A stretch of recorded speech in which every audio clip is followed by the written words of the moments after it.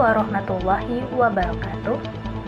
Wilujeng enjing pamirsa, patepang deui sareng abdi Aulia Syaputriani dina acara Warta. Ngabahas warta aktual sareng terpercaya. Beja pangayarna nyaeta hujan anu lumangsung di wilayah Sulawesi Barat nyebabkan jalan raya Sulawesi Barat atanapi jalibar kabanjiran.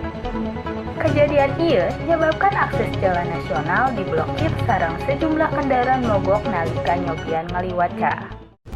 Caah ngengagenslang Jalimbar Sulawesi di Kacamatan Bangai Timur Kabupaten Majene Sulawesi Barat malam Sabtu 27 Oktober 2024. Sanggeus hujan gede lumangsung leuwih ti sajam.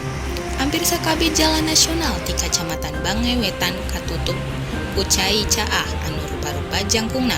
Lalu karena sejumlah kendaraan ti Makassar nepi ka Mamuju jeung sabalikna kudu ningkatkeun kaparigelan sangkan teu kakeum banjir.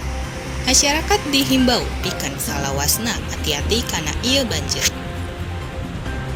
Sakitu warta anu tiasa abdi dugikeun, diatos warta salanjutna abdi Aulia Syaputriani wilujeng patepang deui hatur nuhur sareng dungi.